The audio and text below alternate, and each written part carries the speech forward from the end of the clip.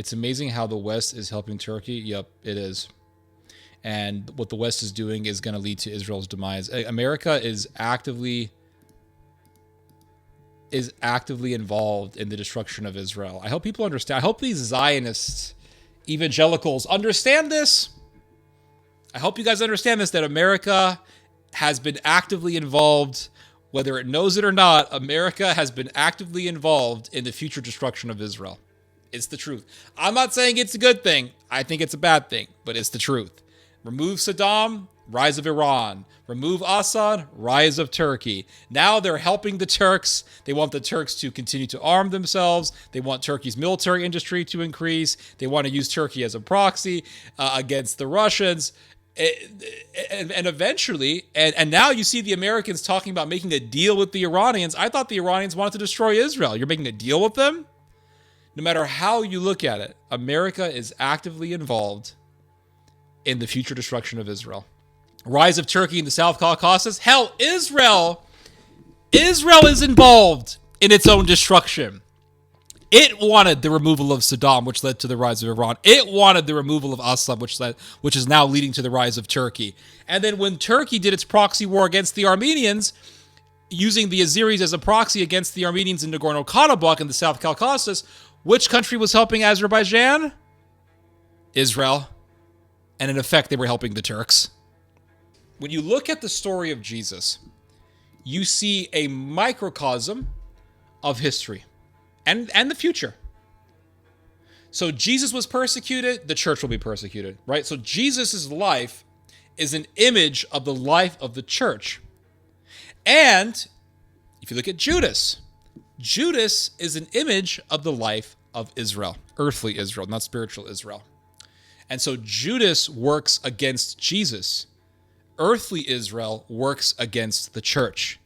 Judas thinks that he's going to get all this wealth if he just conspires for the death of Christ.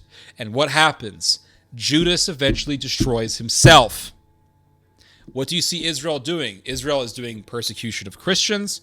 Israel wants to do ethnic cleansing of all the Palestinians.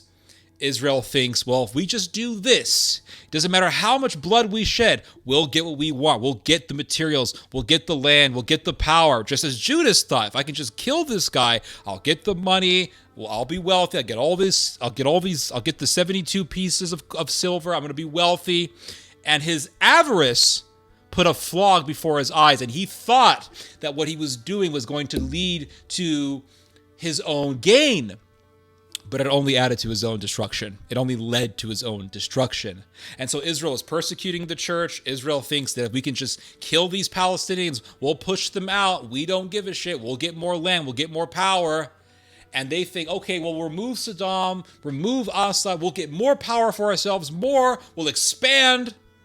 And then what? What do you have now? You're facing Turkey. Good luck. Good luck to you. And the life of Judas ended up reflecting the life of Israel, earthly Israel. And why do I say this? Because they revered the physical temple, but they rejected the ultimate temple, who was Jesus Christ. They wanted to save the earthly temple, so they destroyed the fulfillment of the temple. And then what happened? Over their desire to control this temple that they so revered, they began to kill one another during the Roman-Judean War, and there was a Judean civil war. And they butchered each other like crazy, and there was a torrent and a storm of blood. And eventually that temple that they revered so much, that temple that they chose over the fulfillment of the temple, Jesus Christ, led to their own demise. And so Israel, the fanatics in Israel, they want to persecute the Christians. They want to get rid of the Arabs. They think well, it doesn't matter if we kill this many Palestinians. We're going to get the land. We're going to get more power. It's going to help us. Principles go out the window. Morality goes out the window. The sacredness of life goes out the window. All that stuff goes out the window for pure avarice. And it will lead to their very destruction. In December of 2024, after Islamic-led rebels overthrew President Bashar al-Assad's brutal regime, President-elect Donald Trump gave Israel a rhetorical green light to expand its military reach in Syria. Capitalizing on Syria's leadership void, the Israel Defense Forces quickly decimated its neighbor's military infrastructure and widened the buffer zone between the two countries.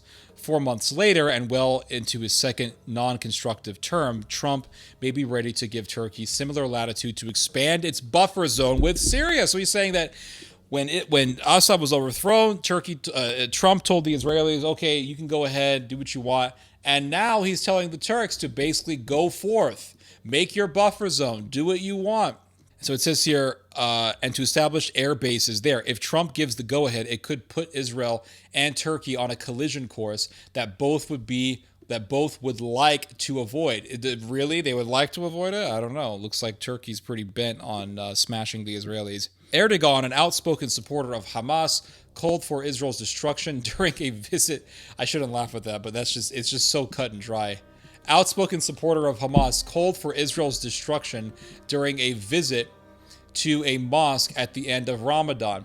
We see what is happening in Palestine. May Allah destroy Zionist Israel in his holy name. We must see what is happening there. And therefore, we must unite, be strong, and be brothers here. May Allah always strengthen our unity. So he's asking Allah to destroy Israel, but that's because he wants to destroy Israel. And I don't think Erdogan is going to destroy Israel. I think Erdogan is like... the way I see him is he's a Turkish Otto von Bismarck.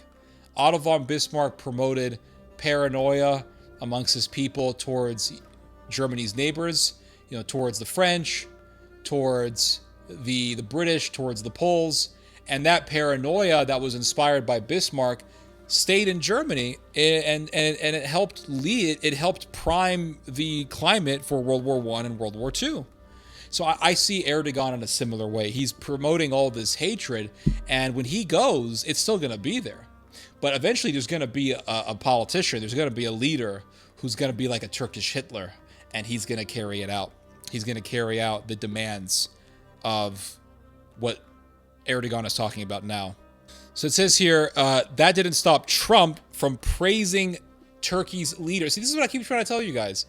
America is actively involved in the demise of Israel. And Israel is actively involved in the demise of Israel, in the demise of itself, just like Judas. And so here you see, it says right here in this article, that yes, regardless of the fact that Erdogan said, yeah, Israel must be destroyed, that did not stop Trump from praising Erdogan, from adulating Erdogan. It says here on April 8th, during a briefing with Israeli Prime Minister Benjamin Netanyahu, Trump fielded a reporter's question about whether an expanded role by Turkey's military in Syria could stabilize it. After crediting Erdogan for ousting Assad through surrogates, Trump said he was, quote, he has a very, very good relationship with Turkey and its leader, whom he describes as a tough and smart guy. So the guy who says that Israel must be destroyed, Trump praises. I'm telling you, Trump doesn't give a shit about Israel. He doesn't. This guy doesn't give a shit about Israel. Israel wants a war. Trump's talking about deals with Iran. Israel wants a war. Trump tells him to screw off. Israel's scared of Turkey. Trump praises Turkey. And Israel has a hand in this, because Israel pushed for the removal of Saddam, pushed for the removal of Assad. Removing Saddam led to the rise of Iran. Removing Assad led to the rise of Turkey.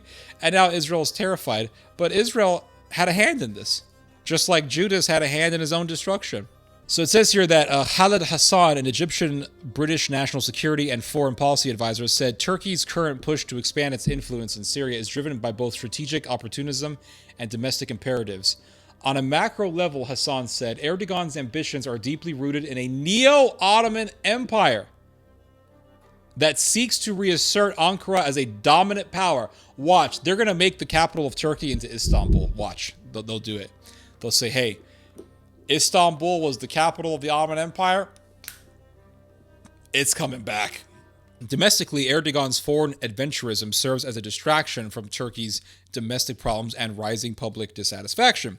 By framing these interventions as efforts to protect national security, particularly against Kurdish groups labeled as terrorists, Erdogan bolsters his credentials ahead of critical elections.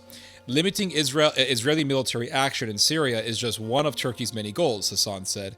Counterbalancing Russia and Iranian dominance in northwest Syria making Turkey an indispensable power broker in Syria's reconstruction and undermining Kurdish aspirations for self-rule, which Ankara views as an existential threat, are among its top priorities. So it wants to work with the Iranians, it wants to work with the Russians, and it wants to counter Israel. Sinan Siddi, a non-resident senior fellow and expert on Turkey at the Foundation for Defense of Democracies in Washington, said Syria's new president Ahmed al-Shara welcomes a greater diplomatic and military role for Turkey in his country. He said Ankara has gone to bat for the regime, asking that the international sanctions against Syria imposed by the international community during Assad's reign of terror be lifted. So Shara wants the sanctions to be lifted, but let's get to Trump. I don't really care. I've heard all this stuff before. Let's talk about Donald Trump. The United States is working to de-escalate the situation between Israel and Turkey because America doesn't want to lose those two countries. A guy says he will destroy Israel. Israel empowers said person. They then butcher themselves before. Exactly. Absolutely right. They all knew. Listen, the Iranians Iran was taken over by Khomeini, the Ayatollahs. They took over friggin' Iran. What does Israel do? Israel does arms deals with the Iranians. This happened in the 70s. They did arms deals with the Iranians to counter Saddam Hussein. Then for years, I'm changing this music here. For years, they were pushing for the overthrow of Saddam, and Netanyahu says, yes, overthrow Saddam, it'll make the Middle East much better. They overthrow Saddam Hussein, and then what happens? Iran rises up. So now they're terrified of the Iranians. They were pushing for the overthrow of Assad, and after Assad was overthrown, Netanyahu does a statement saying that he helped in the overthrowing of Assad. So you are boasting about the fact that you did what was necessary to enable the rise of Turkey. Now you're worried about Turkey. And now the Americans are saying, sorry, Israel, we got to work with the Turks. You just keep, it's like an insane person. Just doing reckless action after reckless action. So America's working with Turkey because America doesn't want to lose Turkey, but at the same time, Israel has had a hand in this by arming the HTS, backing the HTS, by pushing the Americans to overthrow Saddam, by directly being involved in the overthrowing of Assad. Israel is like Judas. He has a noose, but the noose didn't go around his enemies. And Judas thought, if I could just kill Christ, I will get all the silver. And Israel is thinking, if we can just, it doesn't matter how many Palestinians we murder. It doesn't matter the war crimes. It doesn't matter if we persecute Christians. We want the power. And so the end of Israel will be like the end of Judas. The life of Christ is the life of the church. And the life of Judas is the life of the Antichrist.